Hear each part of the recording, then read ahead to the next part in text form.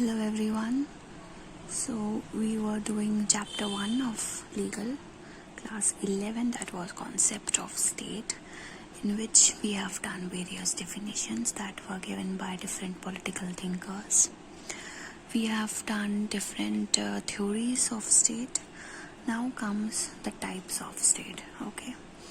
In the words of R.G. Kettle, the state did not have a single origin or regular or continuous evolution. Thus, different types of state appeared on the world geography at different times, places, and a result of different causes. What does this mean? If we look into the words, or if we study according to what R.G. Kettle said, then according to him, the state was not having a particular origin. That means all the states which are there in this whole world, they were not having the similar or same origin. Their origin, their way of formation, the reason why they developed, all were different for different states.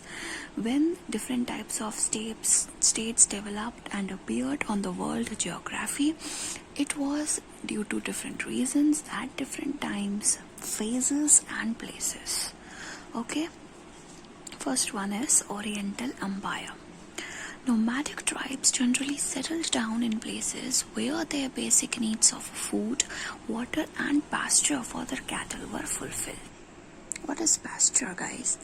Pasture is the food items or the grass and so which cattle feed upon.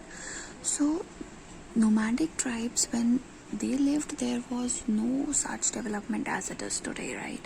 So they settled wherever they could find enough supply of food, water and pasture. That's why you may see that generally they used to survive near the rivers, so that they could get abundant quantity of water near themselves, and they could get food also, because trees were there along the riverside, and grasses obviously they grew below the trees also.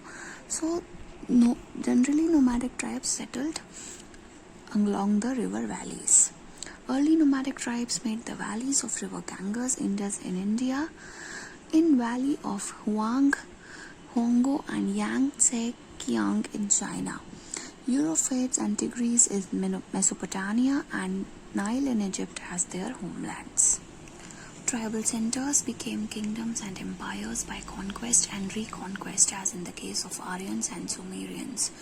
Why they became kingdoms? Because there was one powerful man who could conquer, who could attack and get that land under his control.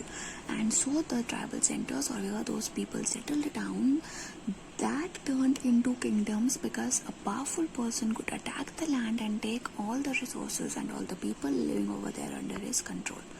Some of the important features of this empire included concept of private property, settlement on definite territorial area, authority of eldest member of family or person with highest physical force.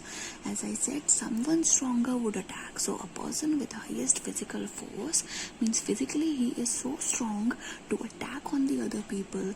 The eldest member of the family has the authority on the household. They settled on a definite area or a bounded area they used. So these were the important aspects of Oriental Empire. What were the concepts or features of Oriental Empire? That there was a concept of private property. Why private property? Because they settled onto a particular bounded area or territorial area, and in their households the eldest male member has the authority, and or the person with highest physical force. Either the eldest member or the person with highest physical force would have the authority or the sole authority of the family. Now comes Greek city-states. They flourished well in city of Athens, Greece. Some of the features included the system of direct democracy, governance through political organization and election rules. So the features of this Greek city-states is that direct democracy, governance through political organization and election rules. Means elections were held there. Democracy has two types, direct and indirect. So here it was direct democracy. The ruler used to rule from political organizations, and there were elections which were held. Now there is an homework for you.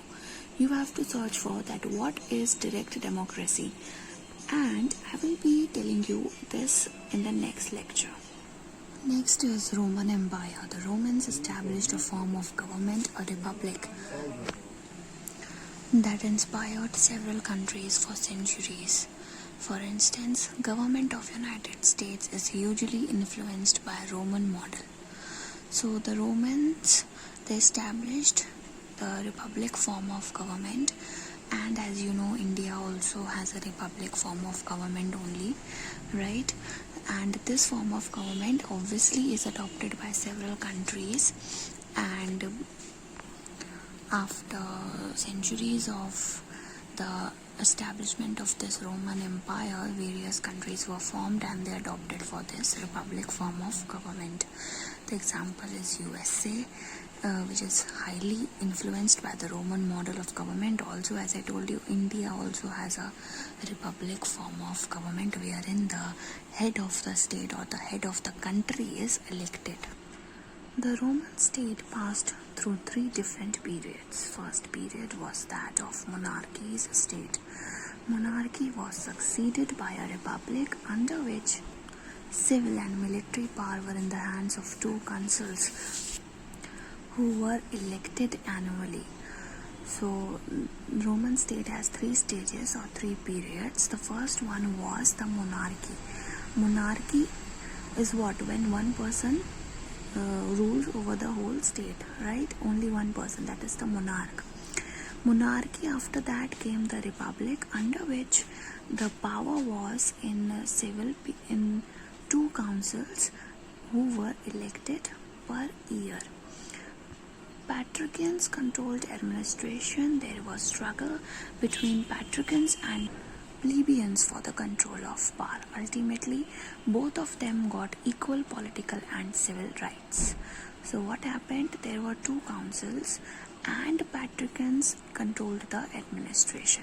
जो भी rule करने का जितना भी होता था, that was controlled by patricians. There was struggle in distribution of power between patricians and plebeians, and as a result they got equal political and civil rights. The republic gave way to Roman Empire, which at one time extended over most parts of Europe, Asia Minor and whole of Mediterranean coast. Rome put before the world the ideals of unity, order, universal law and cosmopolitanism. The law of nations developed during this period. So what happened? Republic led to the establishment of Roman Empire, and Roman Empire was covering areas of Europe, Asia के कुछ parts and whole of Mediterranean coast. Rome had told the world that what the ideals of unity, order, universal law are. Okay, and the law of nations also, that how the nation would be ruled, how unity, harmony has to be maintained, all those rules also formed during this Roman Empire period. Political thinkers like Archie Kettle and historian Edward Coppin have attributed the decline of Roman Empire to reasons such as sacrifice of individual liberty for sake of unity, moral depravity of upper class, failure to make rules for succession of emperors, and internal feuds. So these political thinkers have said that why Roman Empire declined, if it was so good that it gave the rule of nations, it gave a new form of government like republic wherein the head was elected per year, there was equal distribution of power which was done. So why did it decline? There was various reasons according to them, and the reasons were that to maintain unity, obviously according to this empire, unity was a feature, unity was an ideal which they obeyed, but for the sake of maintaining unity they had deprived the individuals of liberty, of freedom. उनकी liberty को गोली मार के उन्होंने unity maintain करना सही किया. So people were not liking it and they came out of it. They rejected this model at the end. Moral depravity of upper class. There was no etiquettes in the upper class. The clergy, the clergy or the upper class people, they had no morals, etiquettes in them. There were no rules which were made that how emperors would be succeeded by whom and so. And some internal feud, some internal faults was there. That's why these empire came to an end. Now next is feudal states. They emerged from long and continuous conflict between barbarians and Roman political institutions after the downfall of Roman Empire. So when Roman Empire had rejected and it was declined, वो खत्म हो गया, तब फिर आया feudal states and it was a result of the conflict of between barbarians and Roman political institutions. Feudalism emerged as a consequence and compromise. क्योंकि Roman Empire खत्म हो चुका, अब कोई option नहीं था, तो it was just a mere compromise due to which this feudal state emerged, feudalism emerged, and it was due to the conflict between barbarians and Roman political institutions. Roman Empire तो खत्म हो गया, तो उनको कुछ और चाहिए था. Vast territories of disintegrated Rome fell into the hands of powerful nobles. Rome में क्यों disintegrate हो गई, मतलब रोम में जितने भी empires थे वो अलग अलग हो गए, सब अपना अपना स्टेट बनाना चाह रहे थे.